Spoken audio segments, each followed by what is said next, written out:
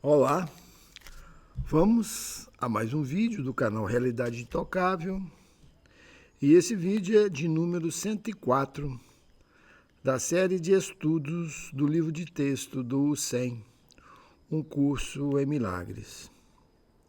E hoje nós vamos dar início ao capítulo 13, O Mundo Sem Culpa, em sua introdução. Então vamos à leitura com alguns comentários de nossa parte.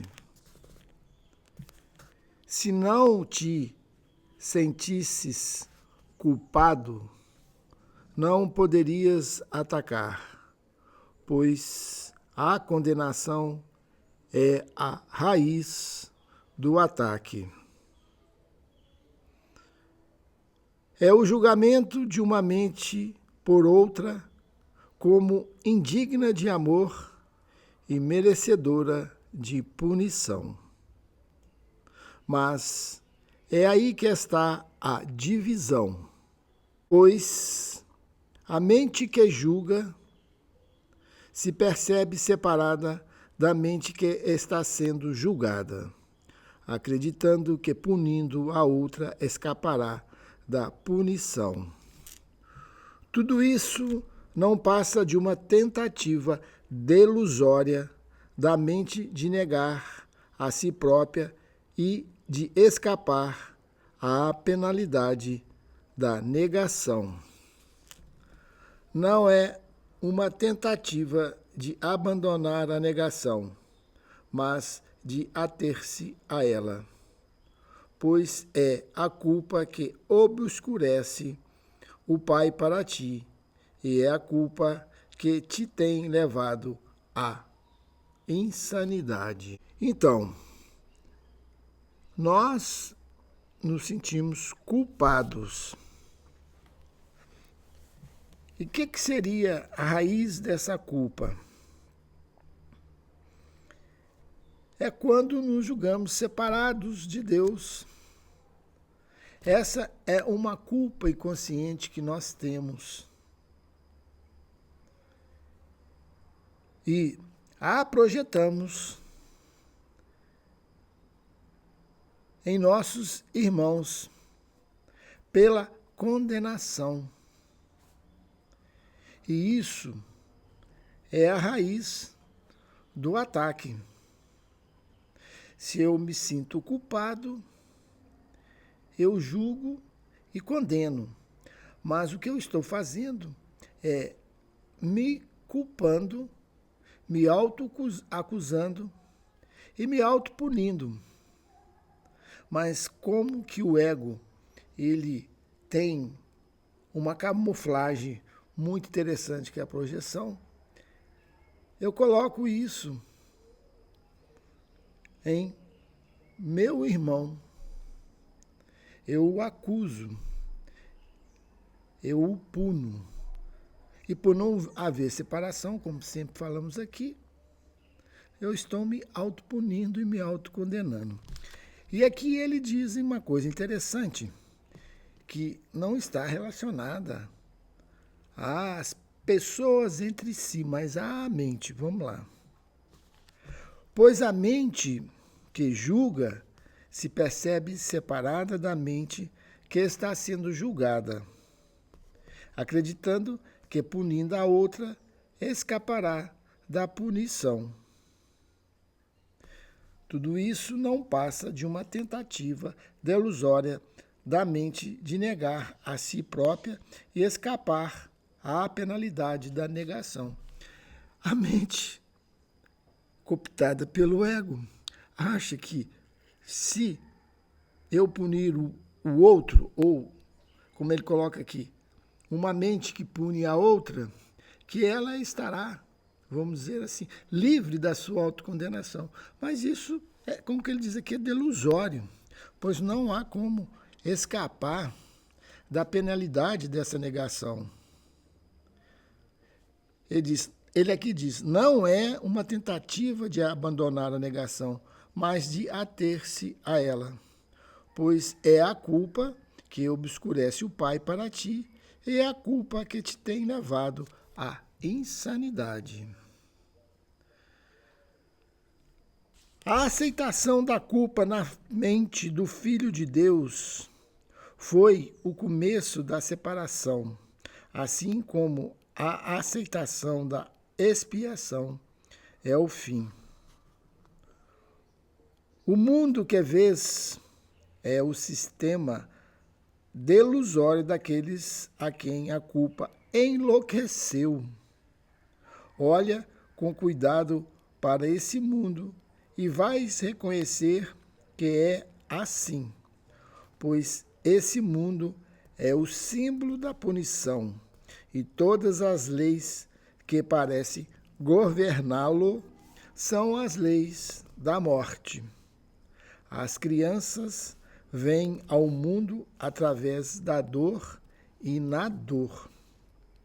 Seu crescimento é acompanhado de sofrimento e elas aprendem sobre o pesar, a separação e a morte. Suas mentes parecem estar presas como numa armadilha em seus cérebros e seus poderes parecem declinar-se se os seus corpos são feridos. Elas parecem amar, no entanto, abandonam e são abandonadas. Parecem perder o que amam, talvez a crença mais insana de todas. E seus corpos definham e exalam seus últimos suspiros e são depositados na terra e já não são mais. Nenhuma delas tem outro pensamento a não ser o de que Deus é cruel. Nesta exposição desse segundo parágrafo, que ele coloca isso muito no nível da mente. A aceitação da culpa na mente do Filho de Deus foi o começo da separação. E assim como a aceitação da expiação é o fim. Então, quando nós aceitamos que somos culpados, nós estamos confirmando essa separação que tanto mencionamos aqui. E quando nós aceitamos a expiação, é o fim da culpa, ou seja, é o fim da crença na separação. O mundo que vês é o sistema delusório daqueles a quem a culpa enlouqueceu. Então nós vivemos num mundo insano, com leis insanas, totalmente contraditórias entre si. E aqui ele diz ainda, pois esse mundo é o símbolo da punição, e todas as leis que parecem governá-lo são as leis da morte. Então, nossas leis estão baseadas na culpa e na morte, na crença de nosso fim. E isso é que nós vemos aqui. E tudo que nós podemos realizar dentro desse âmbito seria formatado por essa condição culposa que nos aprisiona. Suas mentes parecem estar presas como numa armadilha em seus cérebros e seus poderes parecem declinar-se se os seus corpos são feridos. E dentro disso, nós temos como definição que Deus é cruel, que é mais um jogo da própria mente em sua projeção, que seria a sua projeção final. Deus quer nos castigar. Se esse fosse o mundo real, Deus seria cruel, pois pai nenhum poderia sujeitar suas crianças a isso, como o preço a ser pago pela salvação e ser amoroso. O amor não mata para salvar. Se o fizesse, o ataque seria salvação. E essa interpretação é a do ego, não a de Deus. Só o mundo da culpa poderia exigir isso, pois só os culpados poderiam conceber isso. O pecado de Adão não poderia ter afetado a ninguém se ele não tivesse acreditado que foi o Pai quem o expulsou do paraíso. Pois, nessa crença, o conhecimento do Pai foi perdido, já que somente aqueles que não o compreendem poderia acreditar nela. Então, essa sensação que somos culpados, a sensação da culpa, nos afasta da compreensão daquilo que somos, nos afasta da nossa real identidade, pois a gente acredita, pela culpa, que Deus é cruel. E como ele diz aqui, só poderia acreditar nisso aqueles que se sentem culpados por não compreender o que realmente é o Pai. O amor não mata para salvar. Se o fizesse, o ataque seria salvação, e essa é a interpretação do ego, não a de Deus. Então nós nos distanciamos pela culpa do amor e da realidade. Esse mundo é um retrato da crucificação do Filho de Deus, e até que reconheças que o Filho de Deus não pode ser crucificado, esse é o mundo que verás. No entanto, não reconhecerás isso enquanto não aceitares o fato eterno de que o Filho de Deus não é culpado. Ele merece apenas amor, porque só tem dado amor. Não pode ser condenado, porque nunca condenou. A expiação é a lição final que ele precisa aprender, pois ela lhe ensina que, não tendo nunca pecado, ele não tem necessidade de salvação. Então, como ele encerra essa sessão, é que nós não somos culpados. O Filho de Deus não é culpado. Ele merece apenas amor, porque só tem dado amor. Não pode ser condenado, porque nunca condenou. A expiação é a lição final que ele precisa aprender, pois ela lhe ensina que, não tendo nunca pecado, ele não tem necessidade de salvação. Aqui, ele elimina toda a realidade do ego que nos faz sentir culpados, que nos faz merecedores de castigo, nos faz merecedores da condenação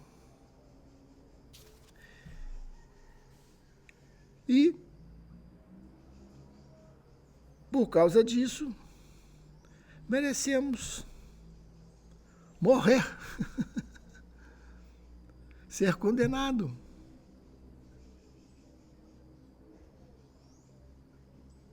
Pois somos eternos pecadores.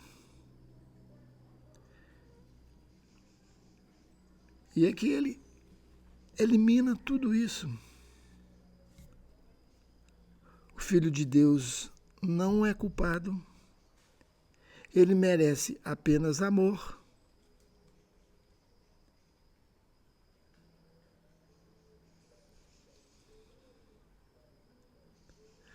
E que você nunca pecou. E, portanto, não tem necessidade de salvação. Você está sempre salvo. É aqui que ele realmente elimina o ego. Pois o ego realmente é um sonho daquilo que nós não somos.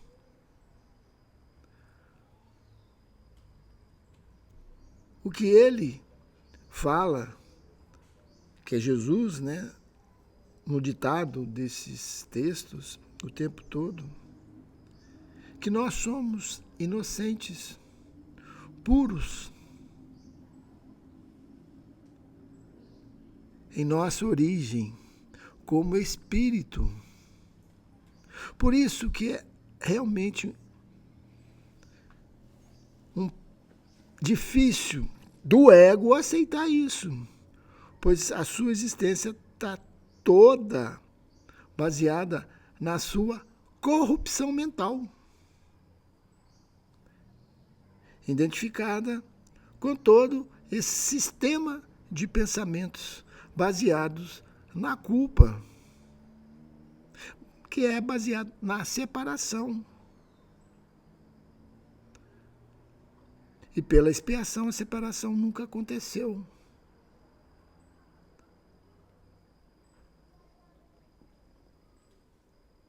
Reflita sobre isso.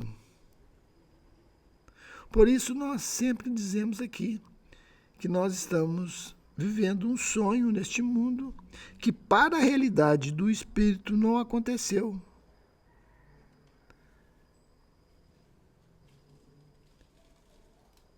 E para que possamos despertar desse sonho, teremos que entregá-lo ao Espírito Santo, para que ele nos desperte de nossos pesadelos, de nossas sombras com sua luz.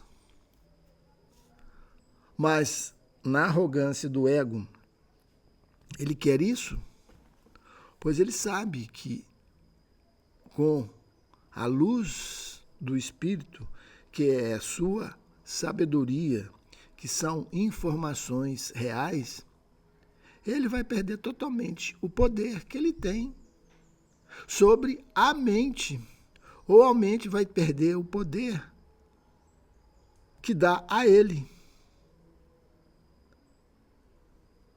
reconhecendo a sua realidade imutável no espírito que ela abriga.